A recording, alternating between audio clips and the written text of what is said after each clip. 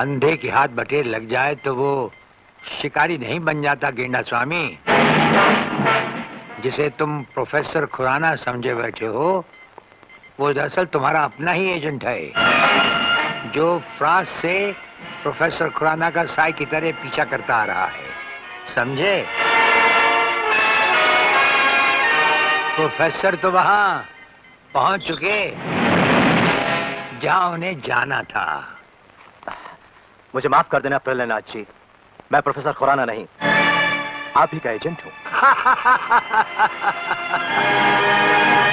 मगर हवाई जहाज में ही ब्रिगेडियर के कमांडो ने मुझे मजबूर कर दिया।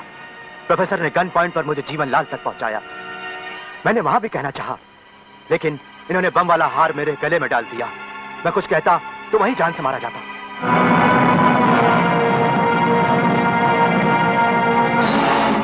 तुम वहां पर भी मारे जाते और यहां पर भी मारे जाओगे।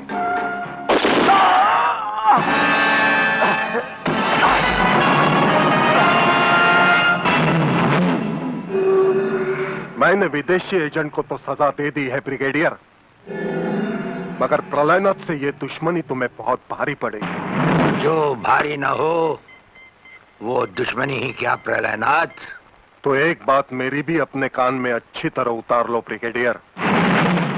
प्रोफेसर खुराना को अब चाहे दुनिया के किसी भी कोने में छुपा लो, मैं उसे हासिल करके ही रहूंगा। शेख चिल्ली की तरह दिन को सपने देखने छोड़ दो गेंडा स्वामी।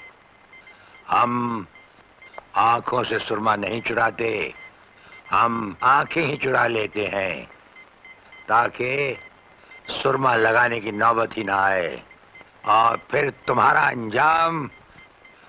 अंजाम वही होगा। ये आप क्या कह रहे हैं? बेईमानी न मेरे खून में है न डॉक्टरी पेशे में। डॉक्टरी पेशे की तो बात हम अभी करेंगे नहीं। डॉक्टर गुप्ता, इस वक्त बात है तुम्हारे सच और झूठ की। माथे पे आया हुआ पसीना पोछो और हमें राजा टंडेल की झूठी नहीं सच्ची रिपोर्ट की असलियत बताओ। झूठी रिपोर्ट?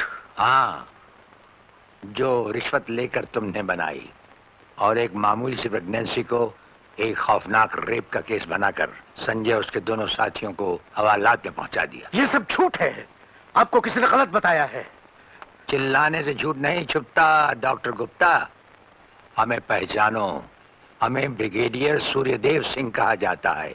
हम मुर्दों से सच उगलवा लेते हैं, तुम तो फिलहाल जिंदा हो, सच सच कह डालो। आप समझते क्यों नहीं ब्रिगेडियर साहब? मैंने कोई गलत रिपोर्ट नहीं बनाई और नहीं कोई रिश्वत ली है। फिर ये क्या है डैडी? ये देखिए,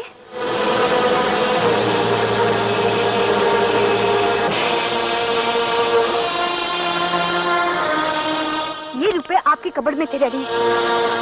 मैं समझी थी कि किसी को जीवन दान देने के लिए आप इसमें दवाइयां लाए हैं, पर ब्रिगेडियर साहब की बात सुनकर जब मैंने इसको खोलकर देखा तो पता लगा कि मेरे पिता मेरे लिए शादी का जोड़ा नहीं, कफन खरीदने के लिए रिश्वत का पैसा लाए हैं।